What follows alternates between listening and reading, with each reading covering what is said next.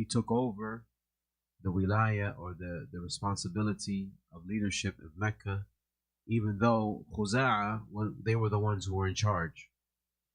And he did that. We said that he was able to accomplish that because his mother, his mother had two children by his father, Qusay and Zuhra. And Zuhra was old. He was older when his father died. When their father died, Zuhra was already old enough to be on his own. However, Qusay was still very young, so his mother sent Qusay to live in Asham with his uncles, to the point where people didn't even really know that he was Qurashi. And so when Qusay got older, well, before that, his mother remarried. And then she had children with the new husband. And that's important. And so Qusay, when he got older, he wanted to come back to live in Mecca with his brother. When he arrived back in Mecca, people started accusing him of not being Qurashi. Right? Nobody knew who he was. They knew his brother, they didn't know him. And so his mother came and proved that he was from the tribe of Ismail. He was from the tribe. He was from the lineage of Ismail. He was Qurashi.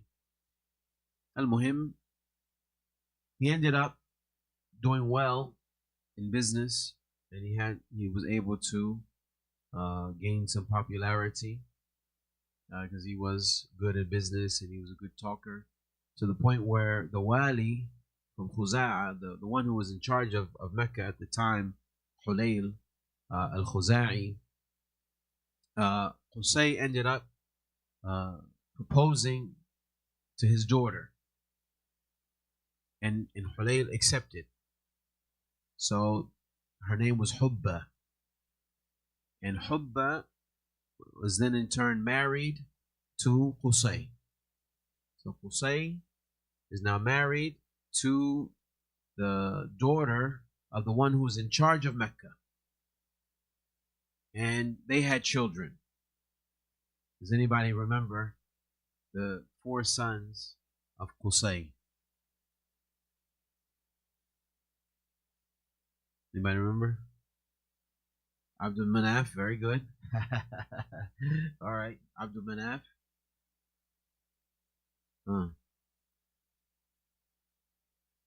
Who are the people who have the keys to the Kaaba? Anybody remember that? Abdul Dar. Bani Abdul Dar, they have the keys. We're going to get into that in just a second, inshallah. So it was Abdul Manaf, Abdul Dar, Abdul Uzza, and Abd.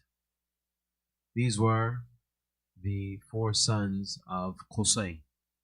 And they became powerful. They became, as a team, were able to establish strong business, and they became wealthy, and they were able to obtain sharaf, nobility, through their business, through their ability to have good business deals, their good interaction with the people. They were able to gain popularity, gain nobility, and gain wealth. Now, when Hulayl al-Khuza'i, when he died, some people say that he chose Qusay to be in charge of Mecca. Others say no, he left it to his daughter because he didn't have sons.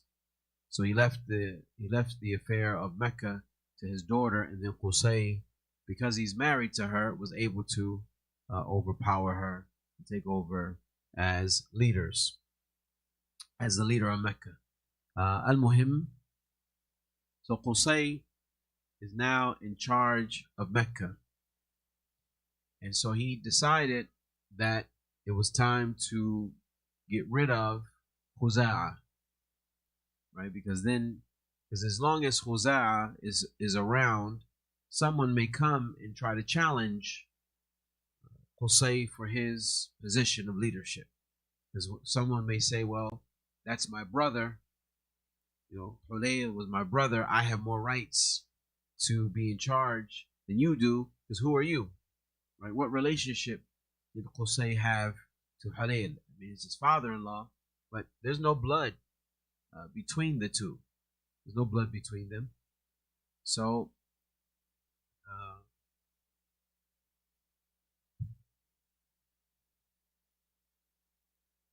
no, remember, because Khuza'ah, they're from Yemen.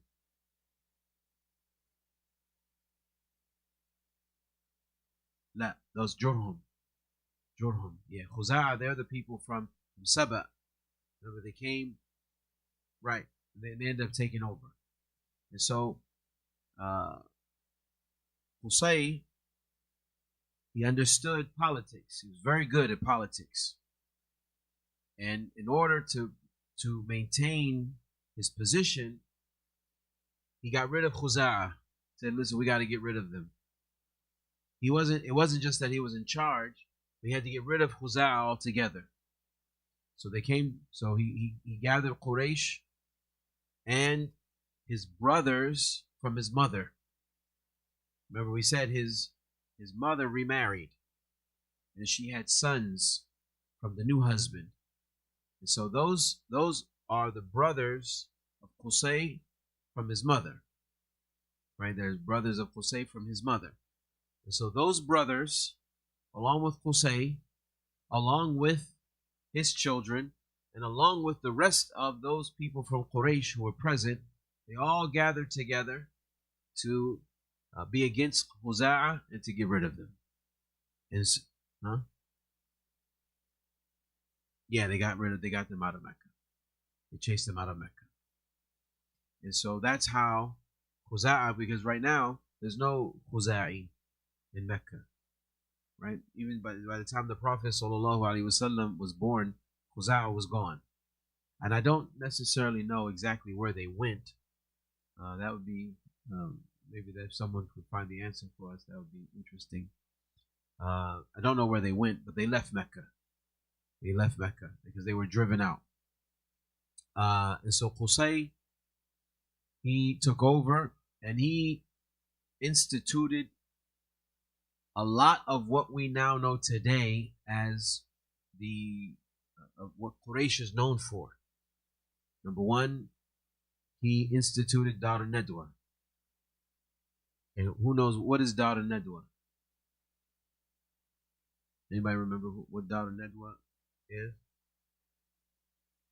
Or was the parliament? It was the parliament where all decisions that were decided in Dar al-Nadwa. They were decided in Dar al-Nadwa. He instituted the Rifada.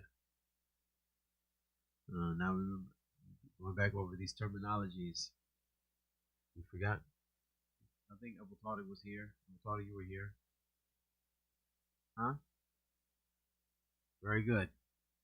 The Rifada was the money, or it was like a tax almost. I don't want to call it a tax, but that's kind of how it was, because Qusay collected from Quraysh money every year, and that money or that wealth was used to feed the Hujjaj, those who didn't have provisions. So anybody who showed up in Mecca for Hajj, anybody who showed up in Mecca for pilgrimage, if you didn't have provisions, then Qusay made sure that you had provisions, because it was the responsibility of Quraysh to put forward, you have to put something in the pot.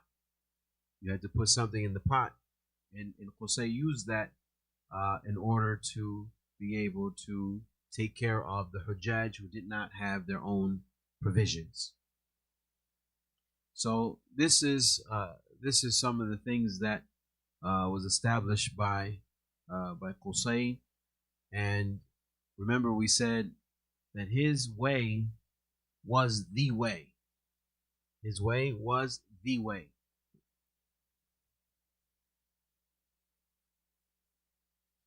Maybe that's possible. That is possible. Because they were, yeah, right. Because the Romans were more. They've had, parliaments, and they've been organized. Right. Yeah. Because they had to be. The Romans had to be organized because their empire stretched. Right. They ruled over many different areas. So it's not like Mecca. It's just Mecca is just Mecca, just the valley. Where the Romans, in order for them to rule over as much land as they ruled over, they had to be organized. And so, you're right. So it's possible that Jose saw this and he learned from what he saw in Asham, and he brought some of those ideas to Mecca, and he was able to establish some of that in Mecca, which worked out. Because no one missed Khuza'ah. People didn't miss Khuza'ah. Right? Sometimes when you have a ruling class, or a ruling family that has been in charge for some time, then they've established themselves. Someone else comes with ambition, and he drives out those rulers, and he comes now, and the people are like, we missed the old way. Because this new thing, we don't like it. We want the old. We want that old thing back, right? And so, but when Qusay came, it's as if Khuza'ah, didn't. The people, they're just a thing of the past. Because Qusay came with all these new ideas, and he had a way about him. To the point where it was as if his sunnah, it remained to even after he died. It was still, people were still discussing matters like, what would Qusay do? People were still doing things the way Qusay would do them, and that was how decisions were made. What would Qusay do? What would he have done in this situation?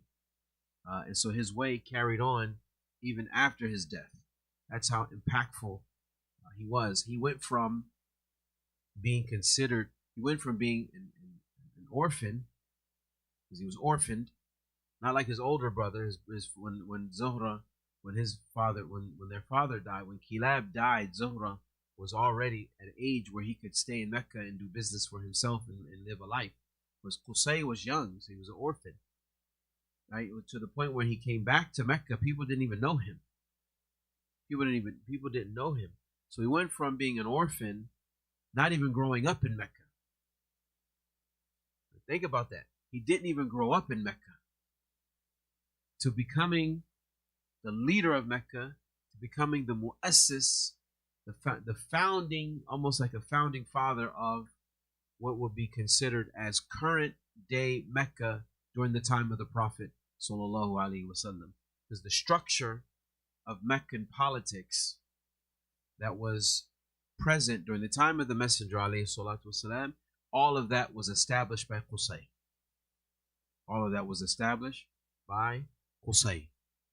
From Qusay all the way to Abu Sufyan, who was in charge of Mecca during the time of the Messenger alayhi salatu wasalam, they were still running Mecca according to how Qusay had established it. They still had the Rifada. They still had they still were practicing Dar Nadwa, the Siqaya. All of that was still functioning and being practiced like Qusay instituted. Even the decision when Quraysh wanted to decide about the Prophet sallallahu alaihi wasallam, and the decision was to kill him. Where was that decision made? Dar Nadwa. It was made in Dar Nadwa. And so Qusay, now he passes away. Who does he leave in charge of Dar Nadwa? Who does he leave in charge? Who does he leave Mecca to? Uh, which was who?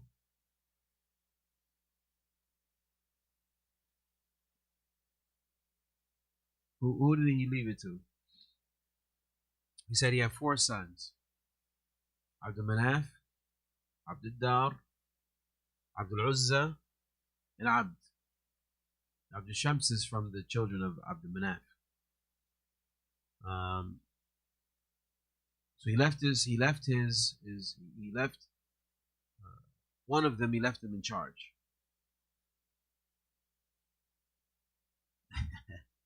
Actually, no, the younger one, because he didn't have as much influence. Abdul Dar didn't have as much influence over.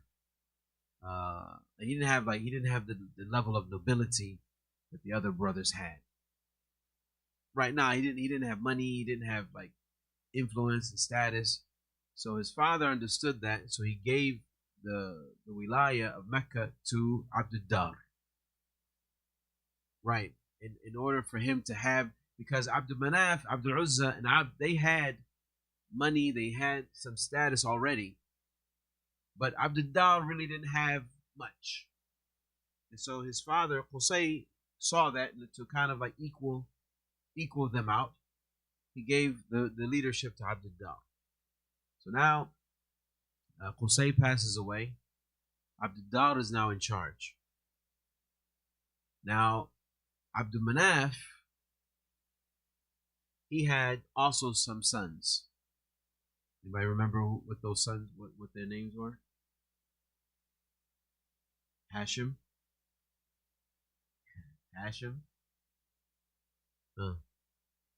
You just mentioned him. Abdul Shams.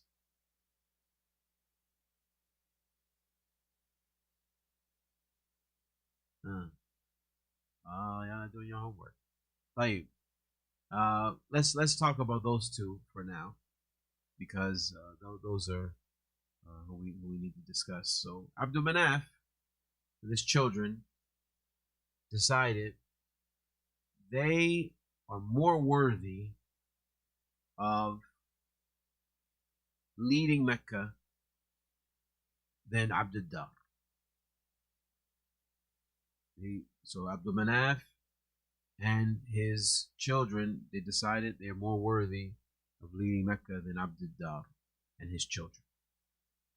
And so Abdul Manaf, he gathered his children and those who were with him, and Abdul Dar gathered his children and those who were with him.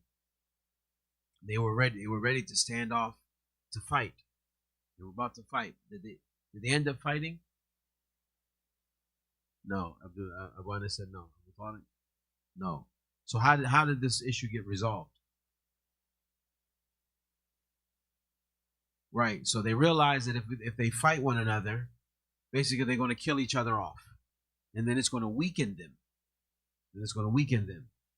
So in order to not be weakened, they decided to divide the power and the responsibilities of leading Mecca between the children of Abdul Dar and the children of Abdul Manaf. Right? It's which the oldest child of Abdul Manaf was Abdul Shams. However, Abdul Shams didn't take over the responsibilities. Who took over? Hashim. Why didn't Abdul Shams take over? He was the oldest, so why did he take charge? He was busy, he was traveling, doing business, and so he left his brother Hashim to be in charge of the siqaya and the other responsibilities. Because Abdul Dar, they still had Dar Nedwa. They had Dar Nedwa, and they had the keys to the Kaaba. And remember the hadith we mentioned, that there's a hadith that mentions the Prophet sallallahu alaihi wasallam said to Bani Abdul Dar about the key to the Kaaba, لا يأخذه منكم إلا ظالم. No one takes the key from you except the oppressor. And so to this day, the key to the Kaaba is in the possession of Bani Abdiddar. No, as the Prophet ﷺ said, no one will take it from you except the zalim, except the oppressor. And so even right now, Ali Saud, they do not have possession of the key to the Kaaba. The key to the Kaaba is in the possession of Bani Abdiddar. No. And there's a name. I actually mentioned the name of the person. I don't remember his name right now.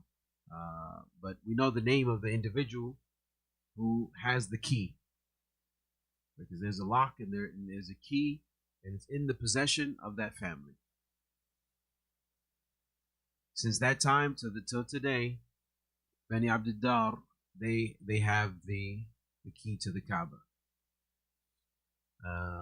As the Prophet ﷺ said, that whoever takes it from them, then he's an oppressor. So who's going to come now and want to take the key from Abdiddar? No, I don't believe they did. I don't believe they did.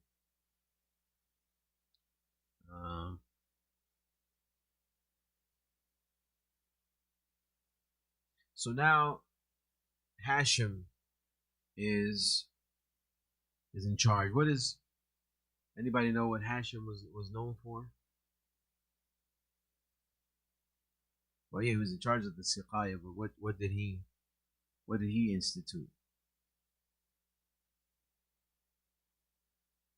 Which poor?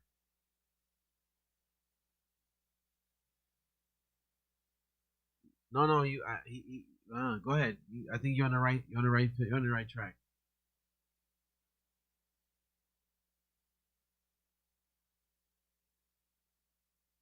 Right. So remember, we said that the culture of Quraysh was that when you are bankrupt and you don't have anything, you take your family out to the desert and you just die. You dig holes for yourself and you die. Now, Hashim's son, one of Hashim's sons, had a friend, like you mentioned, who was from a different sub-tribe of Quraysh. They used to play all the time. And so that son, or that friend, his father, ended up getting into that situation where he didn't have enough provisions to feed the family. So basically he sat his family down, like, look, the situation, we gotta do what we gotta do. Sorry. And it was customary. This is what people did.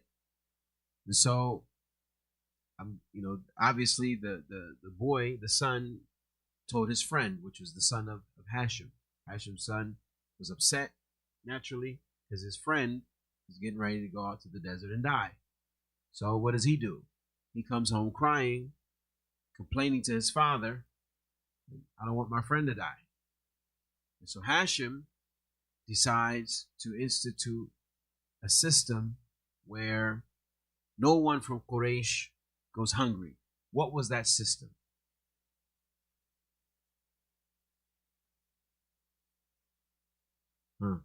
What was the system that he instituted that was able to protect everyone from Quraysh from going hungry and therefore having to practice this? He basically eradicated this whole practice.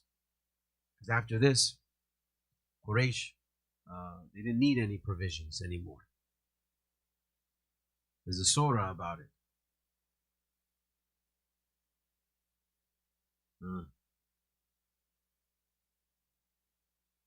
Yes, رحلة الشتاء والصيف.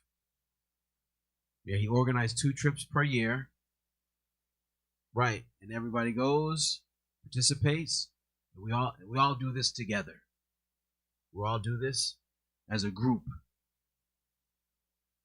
Yes, once in the winter, once in the summer. Why? And the purpose of that was so that there will constantly be provisions for the entire tribe. And not every individual sub-family was not, because before every family was responsible for getting their own provisions. I'm busy doing my thing, you're busy doing your thing. If I got provisions, you might not have provisions, but That's on you. Right now, the whole tribe now they're doing business now as a tribe, not just as individual families, not just as individuals, but the whole tribe is working together now to bring provisions for the tribe. So everyone's effort in these 2 trips is combined, and everyone benefits. Everyone's effort is combined, and everyone benefits.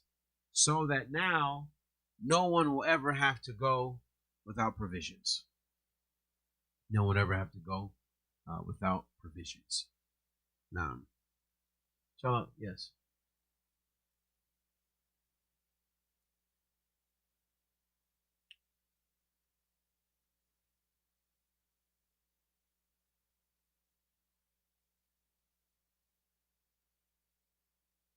No, I don't know that that's. I don't know that that was the case. It's possible. Uh, uh,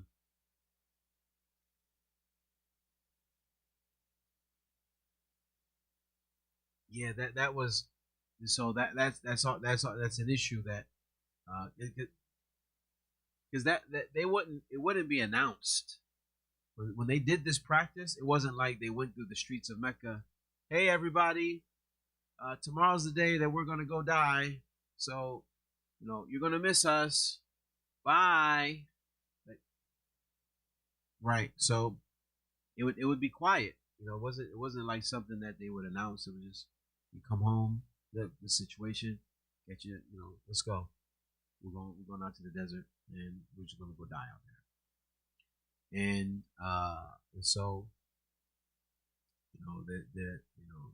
Hashem, he instituted this institution, which Allah subhanahu wa ta'ala mentions in the Quran. Allah mentions this in the Quran. And this is the fadl that Allah subhanahu wa ta'ala has over Quraysh. Right? As Allah reminds them of what their situation was. For many of you, how can you disbelieve? How can you disbelieve when many of you were starving and hungry and didn't have provisions, and your only solution was to die? Right? Your other families from the tribe wouldn't come and help you. That wasn't something that was instituted. You just died. Life went on. No one was thinking, how do we come up with a solution? No one was thinking that until Hashem said, you know what? Enough is enough. Let's do some business together so that we can protect all of us. And Allah subhanahu wa ta'ala gave him that idea. He put that idea into his mind. And Allah is reminding Quraysh, look at Allah's favor over you.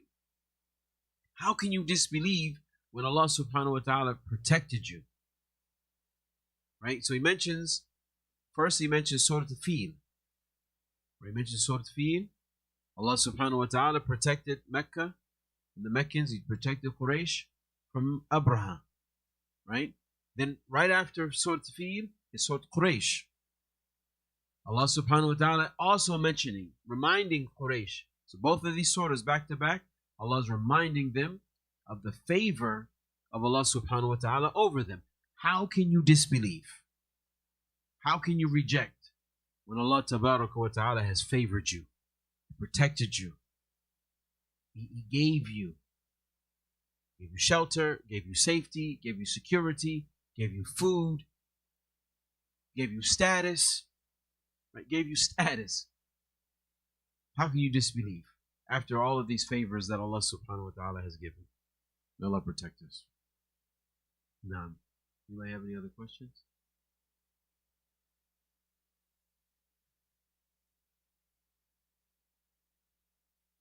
They were idol worshipping between Amr ibn Luhay up until the Prophet sallallahu alaihi wasallam took up until the Fath of Mecca.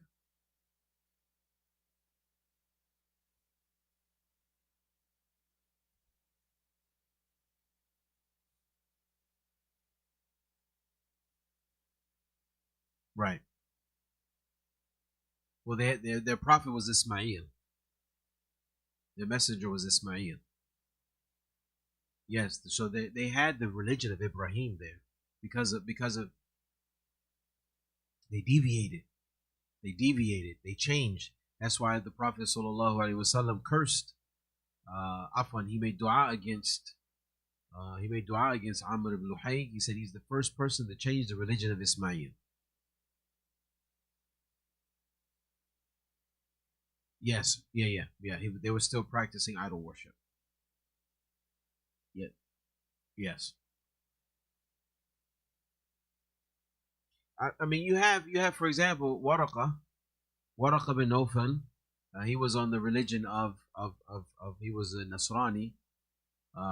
He was on the religion of worshiping Allah subhanahu wa ta'ala.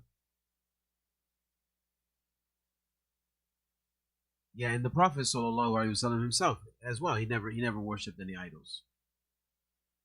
I don't know. That I don't. Allah knows best. So there are people, right? There are people who, right? There were people that the case that was their case, right? There were still some people who the remnants of that was still present, and there were people who practiced that. Right. Exactly. You know. Uh, you mean what year?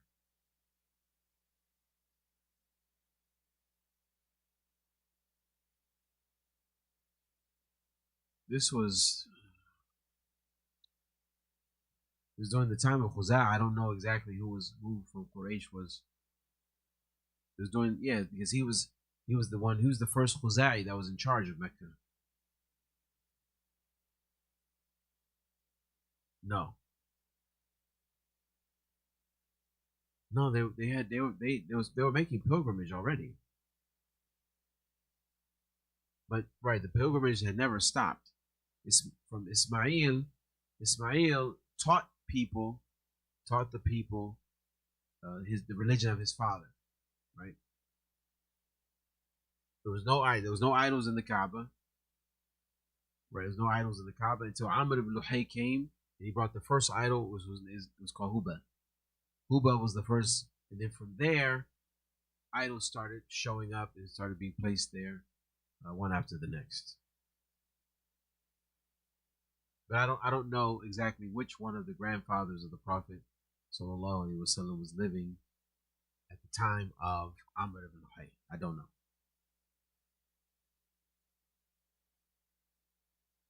Yes. So what's his lineage? What's the name? What's he's Muhammad ibn Abdullah ibn Abdul Muttalib ibn Hashim. No. So that's his lineage. So it's Hashim, Abdul Muttalib, Abdullah, and then the Prophet sallallahu alaihi wasallam.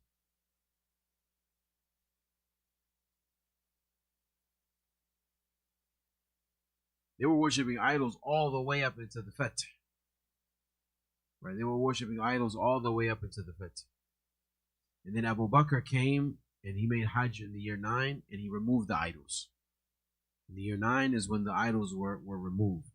So they were worshiping the idols up until the Fath, which was the year 8. And then Abu Bakr came back the next year, led the Muslims in Hajj, and he removed the idols. And then the Prophet ﷺ led the Muslims in Hajj in the year 10.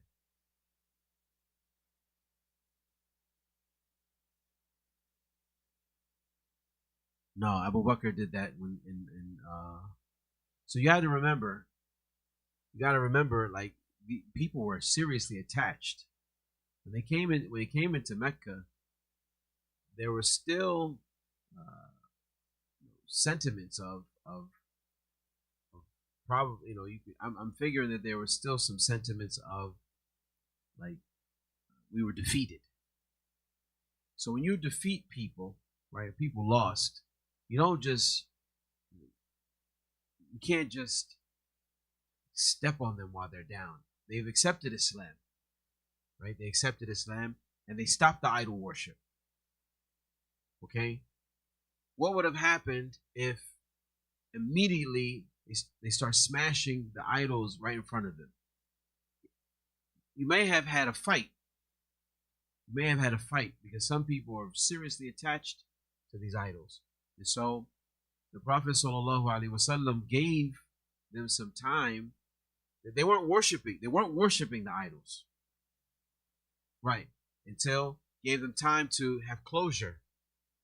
Right. Gave them 1 year, around 1 year. And now I'm not saying that there's no hadith on this. This is my analysis. My analysis of the situation is this. Maybe if a scholar has said something different, then I'll submit to that. However, up until this point, I haven't heard anyone talk about this. And my analysis of the situation, based upon what I know, is that the Prophet ﷺ left those idols there as a way for people to have time, and because that was the most important thing to them. It was the most important thing to them. So he left them. They weren't being worshipped, but he left them. And then the next year, once now they have some tawheed, instilled in them. They've been learning Quran. They've been attached to Allah by 5 daily prayers. Right now, Abu Bakr comes and gets rid of. He cleanses the house of all of the idols that were present. No.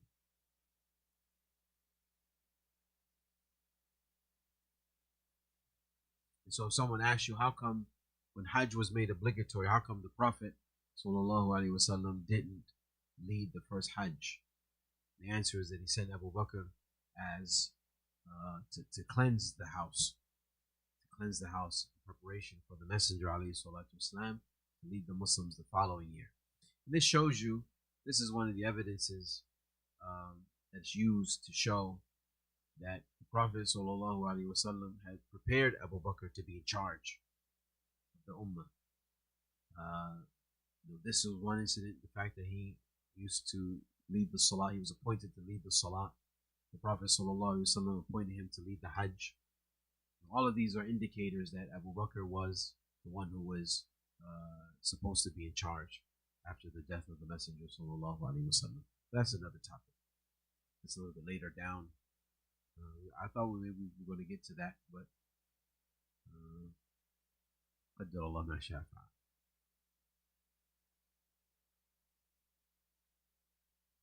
Do you have anything else?